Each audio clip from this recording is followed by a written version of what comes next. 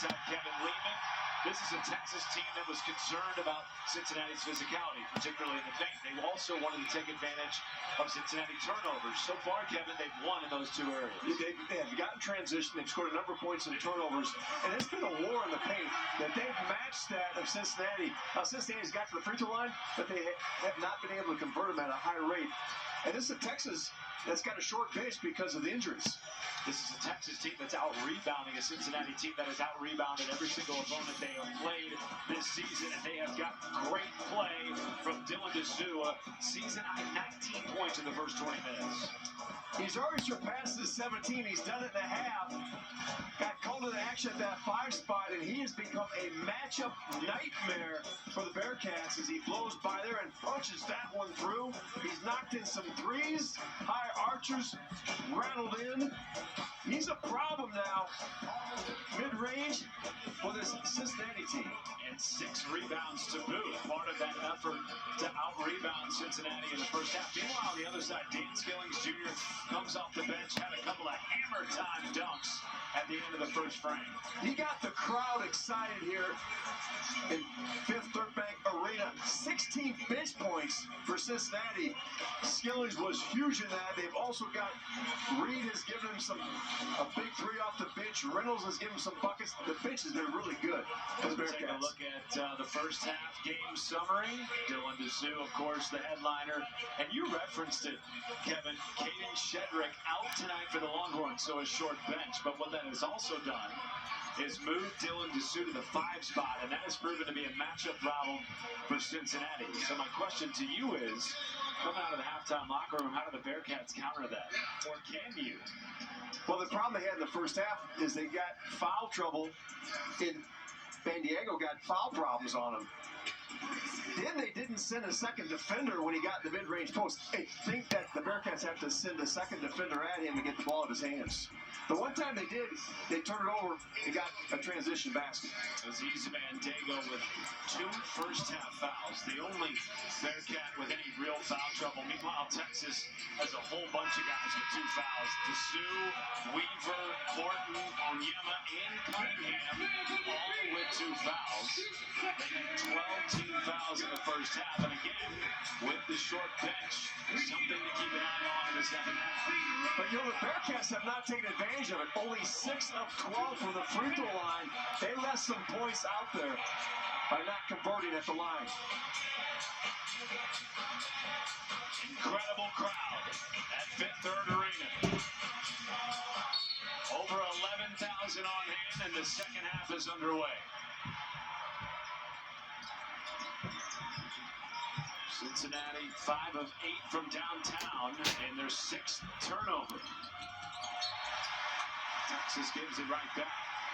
And that play that Cincinnati ran, Texas went over that today, and they knew he would come out of it the second half. That's how the Longhorns knew Cincy was going to start.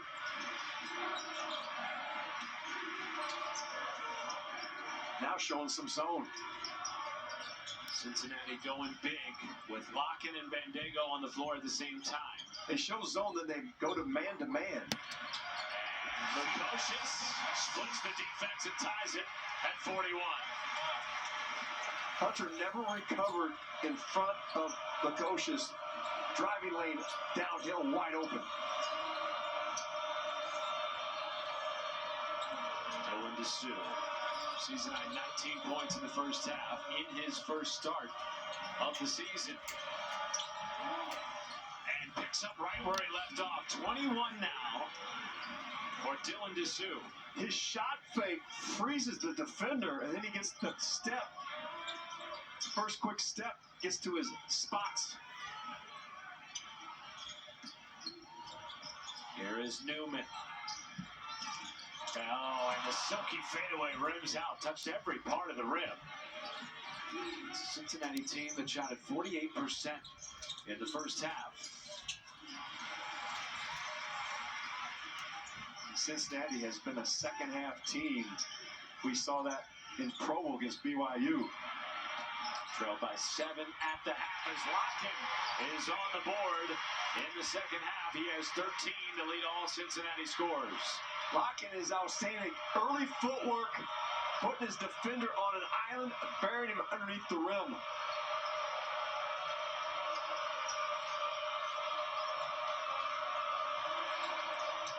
Dessou had it set back by Locken. 2-on-1. Thomas takes it himself, and Cunningham the rebound. Numbers the other way. Ace missed the lob, and there is Bandigo to tap it away. Oh, and Dessou in the corner for an open three also. Cincinnati has missed at least 5 layups in this game. And that one is rejected. A volleyball spike at the rim as Danny Thomas tried to wiggle around. And he'll stay with Cincinnati. And Thomas with only 1 basket. He's gotten the rim a number of times, but not able to finish against that length of Texas. The Texas defense that was challenged after their 78-67 loss at home to Texas Tech. Bandigo, too heavy, tracks down his miss. Shot clock did not reset, and it's a violation on the Bearcats. Good defensive stand by Texas. Helter-skelter start for Wes Miller's team, who is coming off a massive win. In fact, their highest-ranked road win since 2019, taking down number 12 BYU over the weekend. They've had success with Locken inside. Let's see if they do some more high-lows and get him isolated.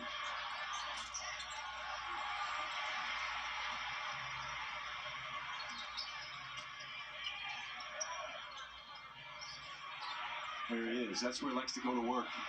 He's so good over that left shoulder. You got to dig on the bounce. Great upper body strength, and then a feathery touch around the rim.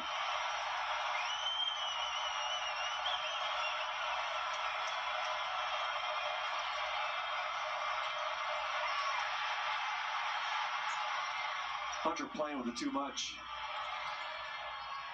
Cunningham a 3.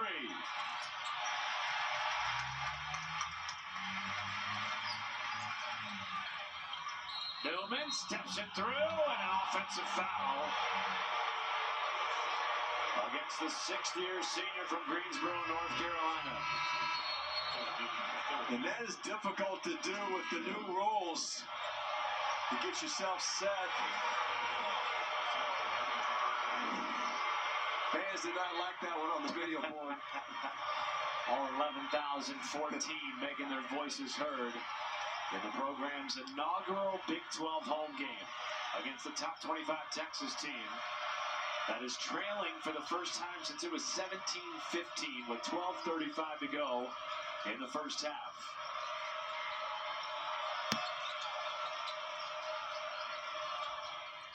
Now Tyrese Hunter, money in the mid-range. Their second leading scorer, averaging 13 per game. He just took out his do-it-yourself kit.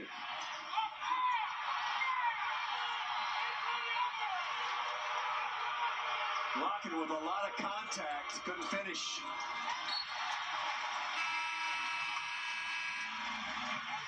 When Locken buries his man, this is where he excels. Great rhythm, gets to that left shoulder, soft touch over the front of the rim.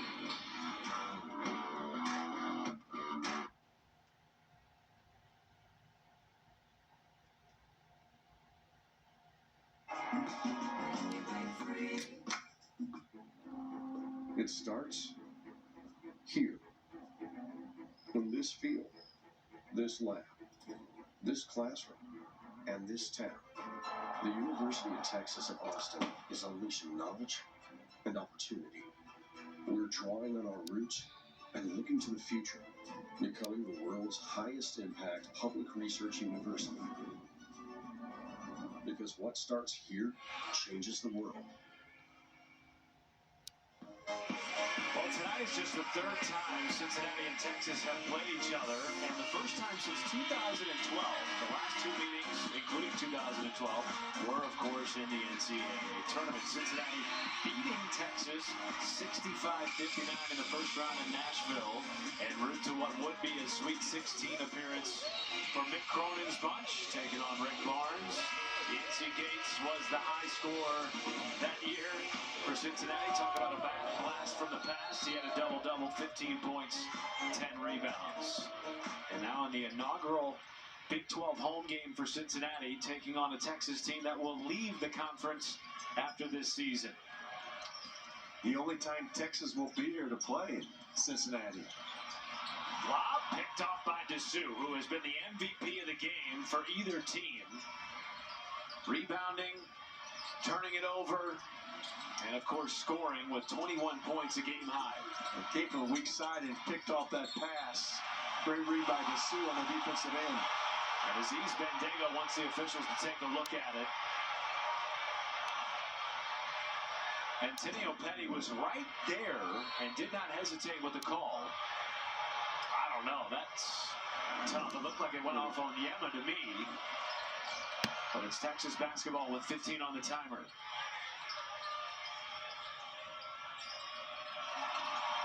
Sue's got a mismatch now. He wants to go in the post. The 6'6" Skilling's on him. Instead, it's Asmus, and the rebound secured by Locken. Locken putting together a great stat line for the Bearcats. How about Dessou? On the deck. And it went off the foot of Hunter, so it goes back to Cincinnati. But his effort tonight in the 5 spot with the injury to Caden Shedrick cannot be overemphasized. Well, Dessou could have tested the NBA waters, but he had that surgery in the offseason that became a moot point. But as we mentioned before, he worked on his skill set, and we're seeing it pay off today. It's remarkable to see him in really what I would consider mid-season form, considering he missed the first 9 games of the year. And he also missed all of summer and all of fall training. And not only at the offensive end, he's been very active at the defensive end. But you wonder now if the condition will be a problem because they are a man down. Oh, my hammer for Mitchell. Nobody back defensively. Here's Skillings. And he passes up the 3. Oh, the sea parted for Mitchell. And Bandaga draws a foul on Mitchell. There's yet to be a defense invented where you don't have to stop the basketball. The Bearcats, and a great job there by Onyema, screen his man off to open up the lane for Mitchell. You do not want to give that guy a free look to the basket. Was a phenomenal freshman a season ago for Texas, and now having a super sophomore year who got in the weight room, focused on his nutrition, and has been playing with more physicality as Dylan Dessou will head to the bench for the Longhorns. And Mitchell did test the NBA wires, and he got the same feedback that Coach Rodney Terry been telling him. Defend 5 positions, which you can do. NBA loves that. Play with energy and rebound the basketball. Here is Mitchell taking the contact from John Newman and floating it in. And add that on your resume. 8 points now for Dylan Mitchell. No Dylan Dessou in the game. So does Cincinnati try to find something in the post here? Texas has only played 8 people in this game. Oh, Jizzle James with a fadeaway on the baseline. Great strength for a freshman. Body control in the finish. Asmus. High arcing shot had it altered. Onyema picked off by Jizzle James. But James gave him a huge spark That winner over BYU, 10 points in the second half from Jizzle James. Reynolds, spinning through contact. That was a high degree of difficulty. Reynolds with the finish.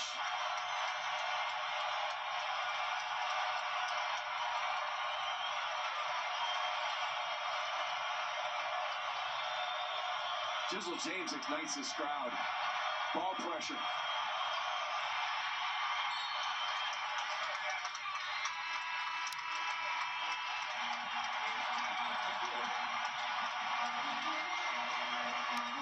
The spark off the bench. Jizzle James did it in Provo. He's doing it again tonight. Square up, drop in the jumper. And Reynolds goes to work in the post. We got the Bearcats up by a deuce. Live sports.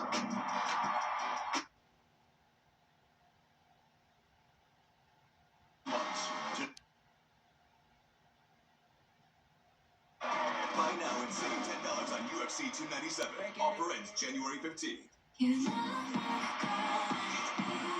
The competition's never been better. This is just spectacular. The stars have never been brighter. That's our move.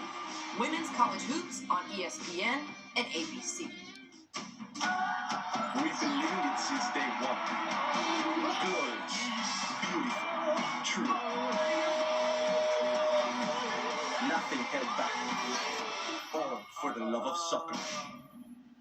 The Australian Open and stations on the networks of ESPN. For the love of football. For the love of La Liga.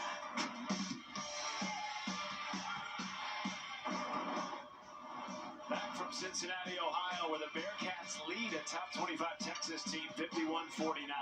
And of course, a Cincinnati staple, Skyline Chili, both in the arena and outside the arena. Whether you're a Texas fan or a Cincinnati fan, you cannot come to Fifth Third Arena without trying some Skyline, or you could just chug the chili and try to keep it down. And there is Kevin Lehman taking a trip to the Skyline Chili here in Clifton. Well, I did the Paradise Jam, and the women's team from Cincinnati was there. I talked to Katrina Merriweather, the Bearcats coach, and I said, hey, where's a good place to eat? I want to have some Cincinnati games with them join the Big 12. She says, you have to go to Skyline Chili. Did it live up to the billing? Yes, I'm going to challenge Bill Self, Kelvin Sampson, my good buddy Porter Mosier. You bring your team to town, you better go to Skyline Chili. Maybe after the game. Pre-game meal might be tough. Yes. I'm just glad sitting next to you tonight that you ate that yesterday and not earlier on this You afternoon. got to get down there, partner. Melts in your mouth. You can eat right out of the can. So we saw that young That's right. fan do. Just skip the line and go straight to the can. There's John Newman with 10. Newman came up short. The Cincinnati bench has been outstanding. 22 points off the bench for the Bearcats. And they've ramped up the pressure defensively, Kevin. That's the 9th turnover of the game for Texas and the 6th in this half. Well, Jizzle James cannot be screened. They got him on A. Smith, and he's going over the top, getting physical with Max A. Smith. And he's getting a talking to from his head coach, Rodney Terry. Max A. Smith, this team's leading scorer, will head to the bench for now as Tyrese Hunter comes back on for the Longhorns. Still playing without Dylan Dessou, who's played a lot of high